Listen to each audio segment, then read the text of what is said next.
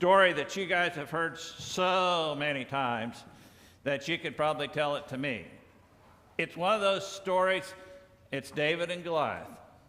You have read the book, the little book, the stories to your children as they were growing up. We've heard it in Sunday school classes. We've heard it in Vacation Bible School so many times that, you know, it's kind of like a movie that you watch over and over and over again to where you know what's coming up the next time, the next sentence coming out of somebody's mouth. You know what's going to happen, but you're so used to hearing it that maybe you've missed parts of it. And today I want to look at some parts of this story that maybe you have overlooked like I have for several years. There's quite a bit of scripture, but I'm going to read through it, and then I'm going to start in on after that. 1 Samuel chapter 17, I'm going to start with verse 1. Now the Philistines gathered their armies for battle, and they were gathered at Succoth, which belongs to Judah, and they camped between Succoth and Azekah in this great big long name. And Saul and the men of Israel were gathered and camped in the valley of Elah and drew up in the battle array to encounter the Philistines. And the Philistines stood on the mountain on one side, while Israel stood on the mountain on the other side with the valley between them. Then a champion came out from the armies of the Philistines, named Goliath, from Gath, whose height was 6 cubits and a span. And he had a bronze helmet on his head, and he was clothed with scale armor, which weighed 5,000 shekels of bronze. And he also had bronze greaves on his legs, and a bronze javelin slung between his shoulders. And the shaft of his spear was like a weaver's beam, and the head of the spear weighed 600 shekels of iron. His shield carrier also walked before him. And he stood and shouted to the ranks of Israel, and said to them, "Why do you come out to draw up in battle array? Am I not the Philistines, and you servants of Saul? Choose a man for yourselves, and let him come down to me. And if he is able to fight with me and kill me, then we will become your servants. But if I prevail against him and kill him, then you shall become our servants and serve us." And the Philistine says, "I defy the ranks of Israel this day. Give me a man that we may fight together." When Saul and all Israel heard these words of the Philistines, they were dismayed and greatly afraid. Now David was the son of the Ephraite of Bethlehem in Judah, whose name was Jesse, and he had 8 sons. And Jesse was old in the days of Saul, advanced in years among men. And the 3 older sons of Jesse had gone after Saul to the battle. And the names of his 3 sons who went to battle were Eliab, the firstborn, and the second one to him, Abinadab, and the third, Shammah. And David was the youngest, but the 3 oldest followed Saul. But David went back and forth from Saul to tend his father's flock at Bethlehem. And the Philistine came forward morning and evening for 40 days and took his stand. Then Jesse said to David his son, "Take now for your brothers an ephah of roasted grain and these 10 loaves, and run to the camp to your brothers. Bring also these 10 cuts of cheese to the commander of their 1,000, and look into the welfare of your brothers, and bring back news of them. For Saul and they and all of the men of Israel were in the valley of Elah, fighting with the Philistines." Let me stop right there for a second, catch my breath, and also to kind of catch up on what's going on. In the place where they were fighting, I found it on the map, and the Philistines were from the area that we would know today as the Gaza Strip. And I just thought that was kind of interesting, because it seems like that has always been a thorn in the side of the nation of Israel, as it still is today. And the Philistines camped on one side on a mountain range, and there was a narrow valley in between, and the Israelite army was on the other. And Goliath would come out every day in full battle array, and it talked about his armor that he had on his body, scale armor. And it weighed 125 pounds when you convert the shekels to pounds. That's how heavy it was. He was like 9 foot, 9 inches tall. And he was no small person either. We see in the book of Guinness Book of World Records, every time you see the tallest man who ever lived, he was this big around. He just skin and bones and just shot up. This was a huge man. His body armor weighed like 125 pounds. The spear head that he had, just the head of it weighed 15 pounds. Can you imagine throwing a spear very far, that the wood on it was like a weaver's beam and the head was weighing 15 pounds? Just to show you how big he was. And he would come out every morning and he says, tell you what, guys, he says, one-on-one, you send out one of your guys, and if he's able to defeat me, we will all serve you. But if I defeat him, then you will all serve us. And whenever he came out and he spoke those words, all the army of Israel would head back to the mountains and hide, basically. And they were scared. They didn't know what to do. They were wringing their hands. They were all upset because they didn't know what to do next. Meanwhile, Jesse, who has 8 sons, the youngest one being David. And I never had figured it out before, but do a little math here. Greg, have Julie help you. He had 8 sons, and there were 3 of them who were old enough to be in the army, in Saul's army. So there was 4 other sons, with David being the youngest. And you do a little simple math of how much time was in between each one of those kids. And even if they were close together, that would have put David maybe 12, 13 years old. I mean, he was not, a 16-year-old, 17-year-old. He was a boy. That's all he was just a boy. And we know the story of how he would always go out and take care of his dad's sheep, and he was a shepherd boy. And his dad calls him in one day, and he says, here, take this ephah, this container of roasted grain, and take it to my sons, your brothers, who are at battle, and also take this cheese and give it to the commander. And so David packs up the grain, packs up the cheese, and goes to the site where the army of Israel is camped. Just doing what he was told. He didn't go looking for a fight. He didn't go look to see the battle. He went and was doing what he was told. Now let me go on. Verse 20. So David arose early in the morning and left the flock with the keeper and took the supplies and went as Jesse had commanded him. And he came to the circle of the camp while the army was going out in battle array, shouting the war cry. And Israel and the Philistines drew up in battle array, army against army. Then David left his baggage in the care of the baggage keeper and ran to the battle line and entered in order to greet his brothers. And as he was talking with them, behold, the champion, the Philistine from Gath named Goliath, was coming up from the army of the Philistines. And he spoke these same words, and David heard them. When all the men of Israel saw the man, they fled from him and were greatly afraid. And the men of Israel said, have you seen this man who is coming up? Surely he is coming up to defy Israel.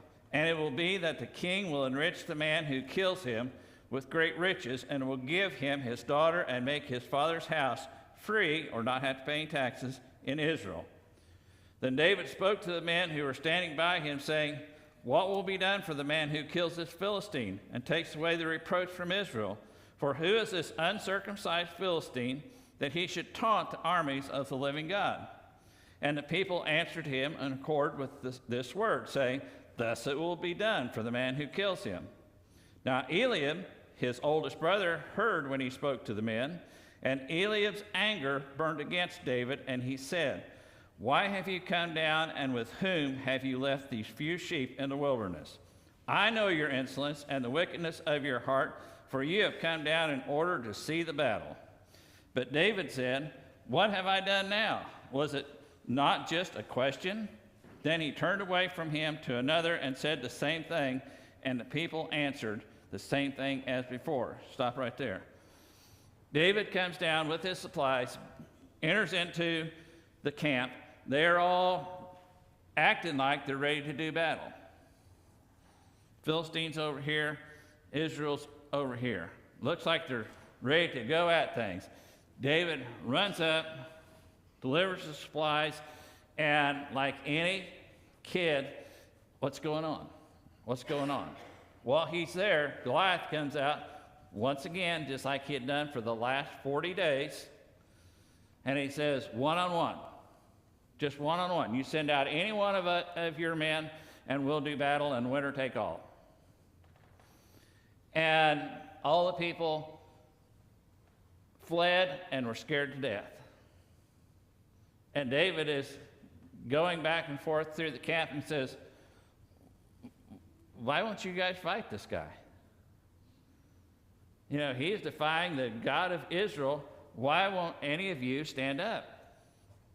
And they said, "Well, you know, if anybody does go up, he will be treated with great honors and great respect and be given the king's daughter, and he'll never have to pay taxes in Israel again.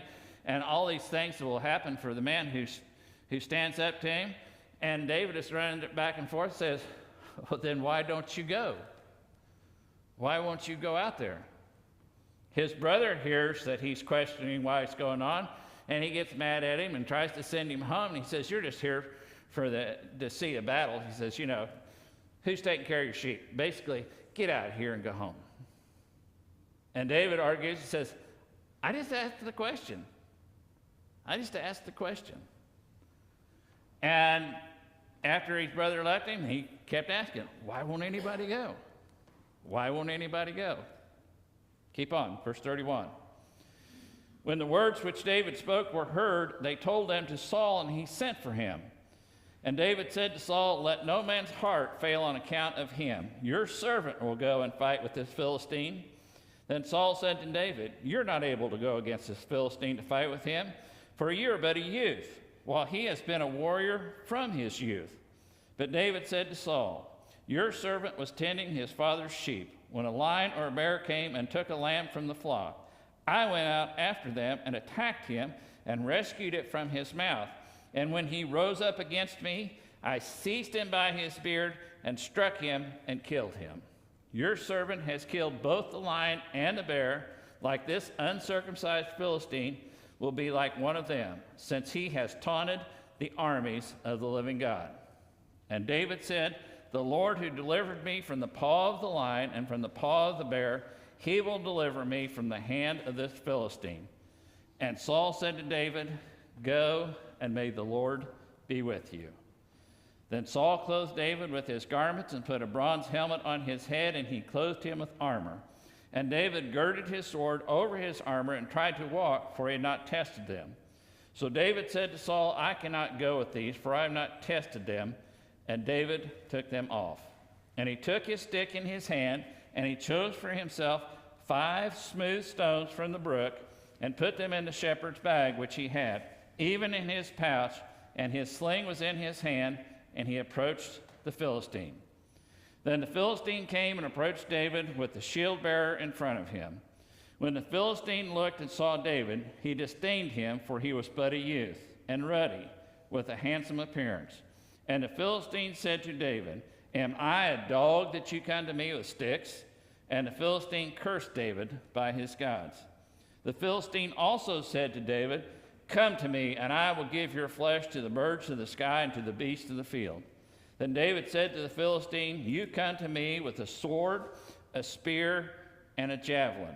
But I come to you in the name of the Lord of hosts, the God of the armies of Israel, whom you have taunted. This day the Lord will deliver you up into my hands, and I will strike you down and remove your head from you, and I will give the dead bodies of the armies of the Philistines this day to the birds of the sky and the wild beasts of the earth, that all the earth may know that there is a God in Israel, and that all this assembly may know that the Lord does not deliver by sword or by spear, for the battle is the Lord's, and he will give it into our hands.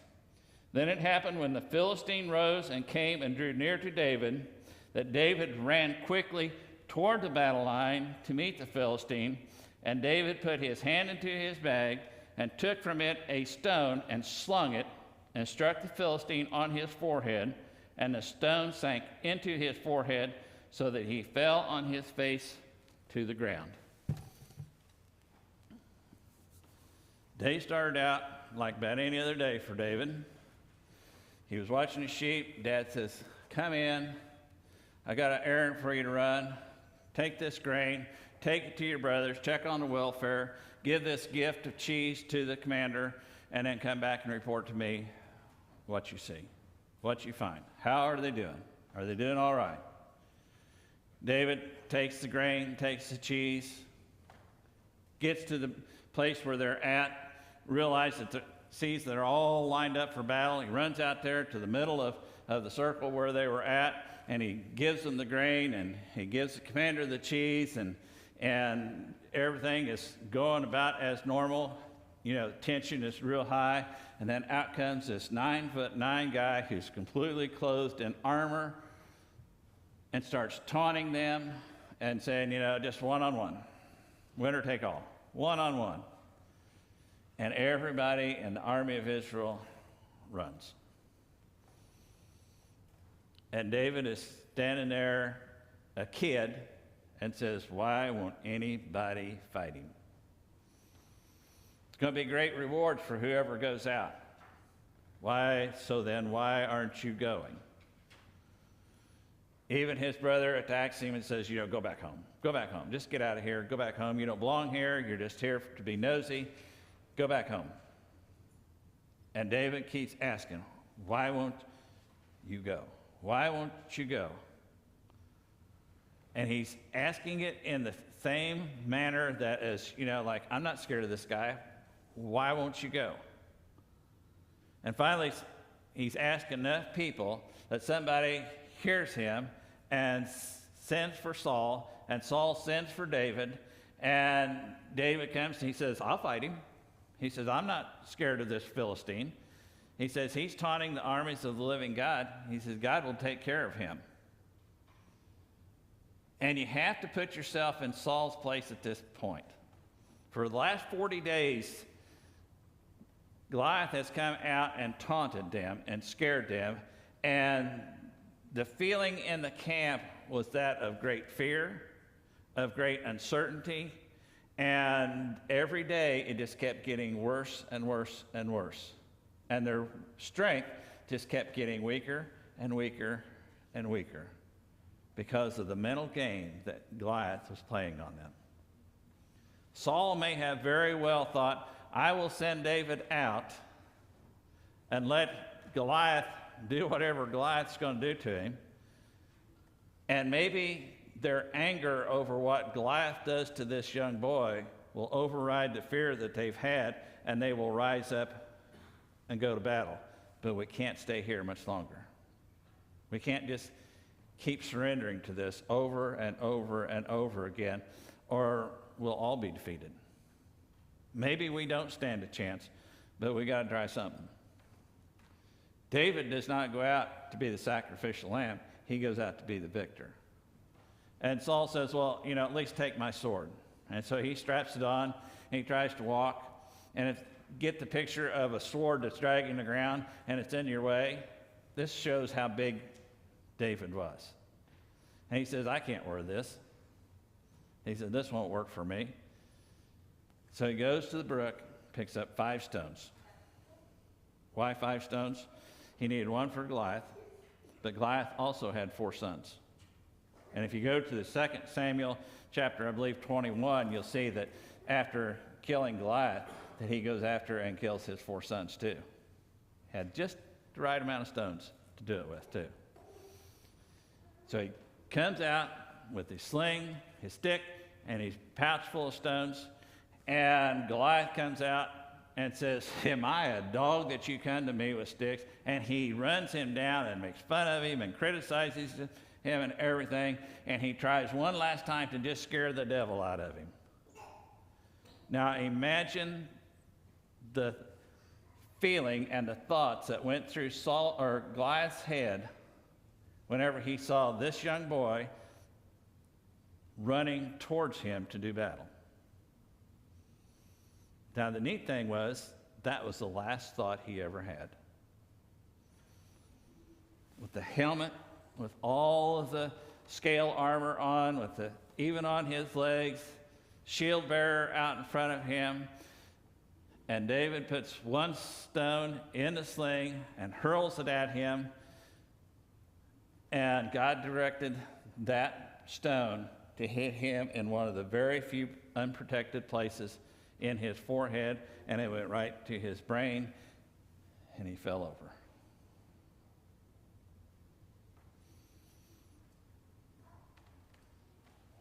David was not going to tolerate somebody insulting his God.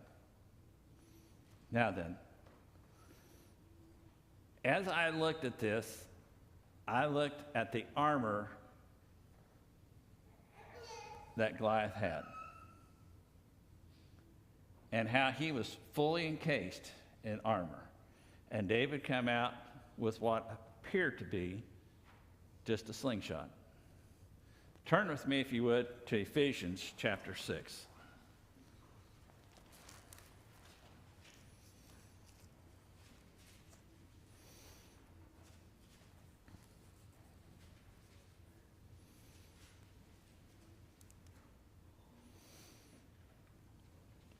Verses 10 through 17.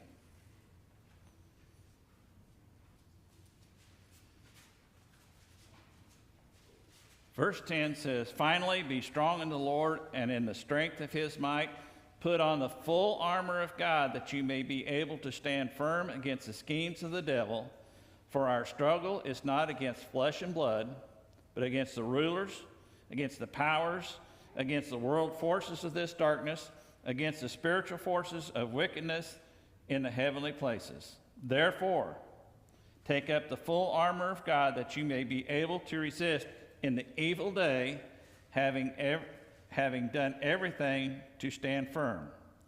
Stand firm, therefore, having girded your loins with truth, and put on the breastplate of righteousness, and having shod your feet with the preparation of the gospel of peace.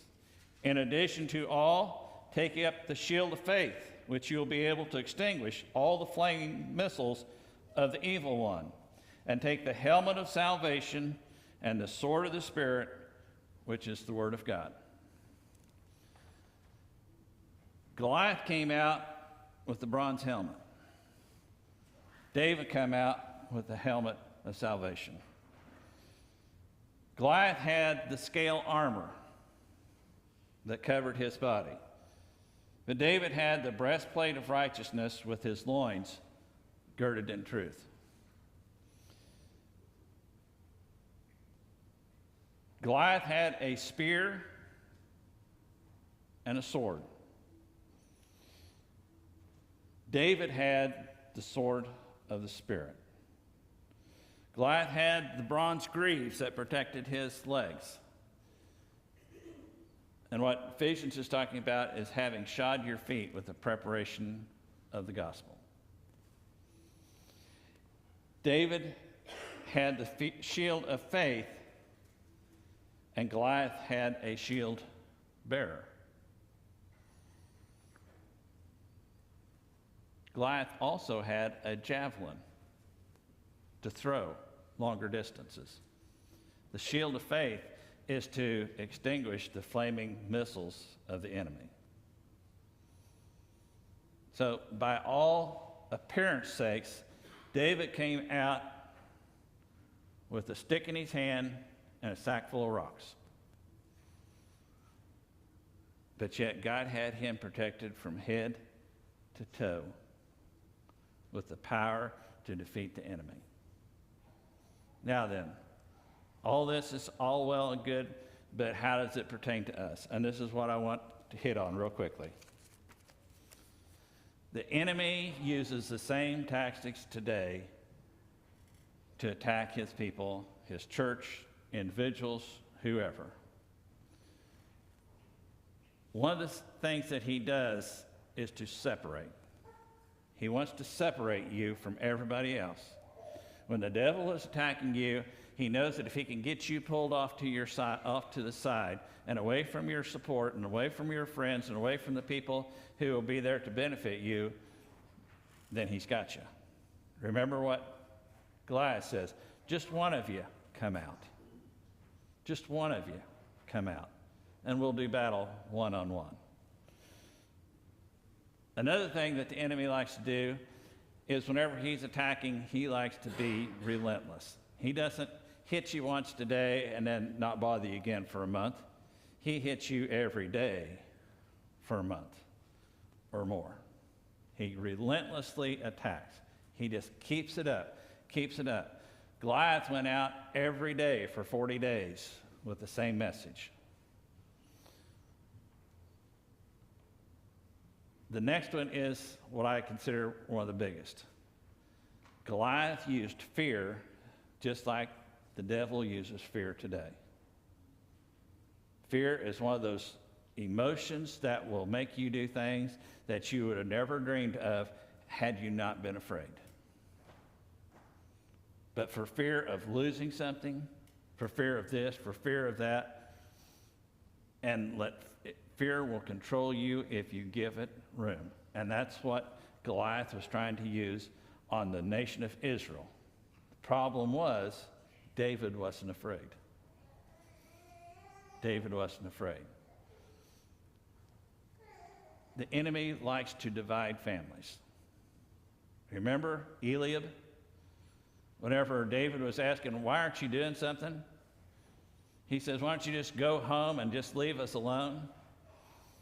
The people that are closest to us, whenever the devil attacks, if the devil can, he's going to try and turn certain people in your family against you, to criticize you. It's not that they mean to harm you or anything like that, but they will criticize you just to kind of break you down. And that's whenever you know you're getting close. It's whenever your enemy feels like your own family. David felt that with his oldest brother.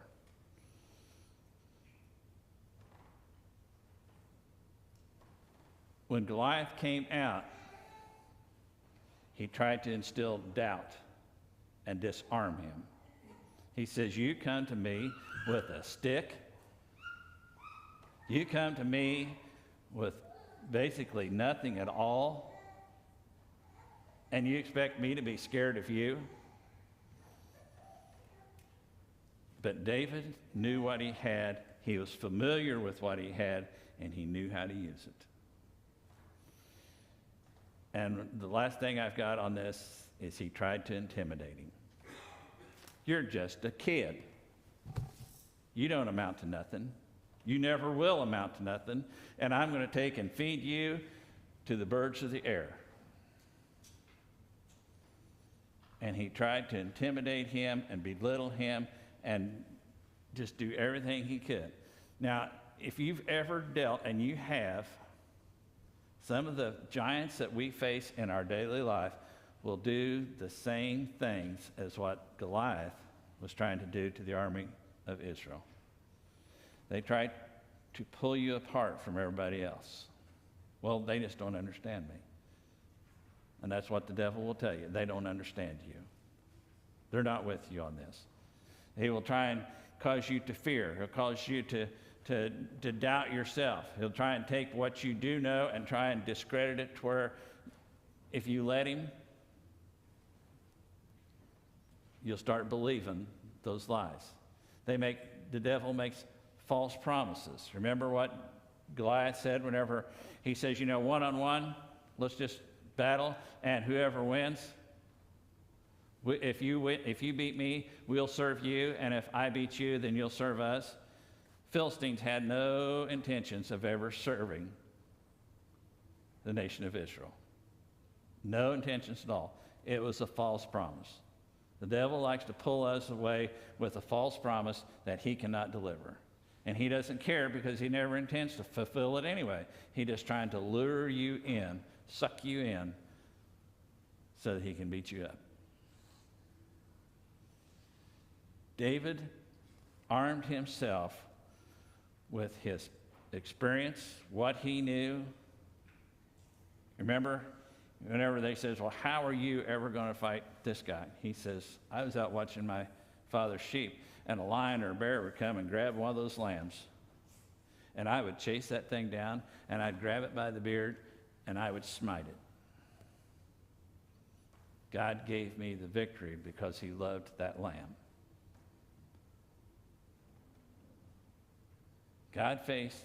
David faced a huge giant of a man, completely encased in armor, and God directed that one stone,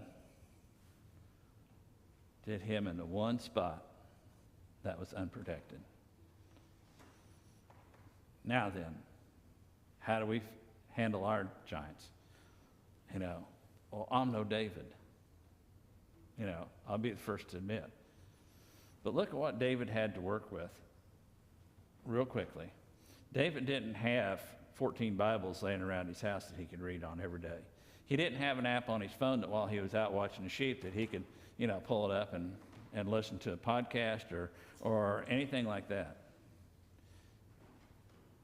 But he developed a trust and a relationship with God. And he remembered his experiences of what God had been doing for him and had already done, and he was not going to allow that to create a doubt of whether God would do it again.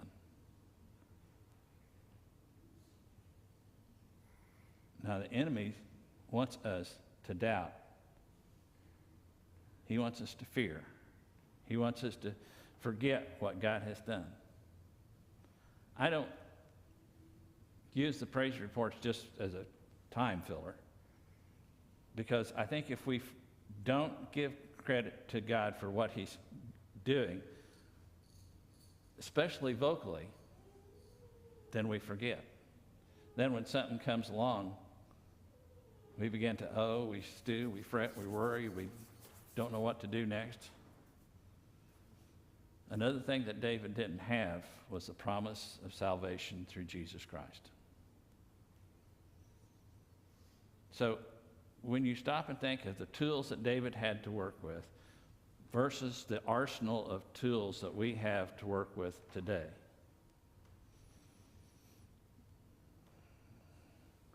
why do we give the giants in our life the opportunity to destroy us or beat us up? It's because we don't use the tools. One last, real quick, something that maybe some of us older people will understand.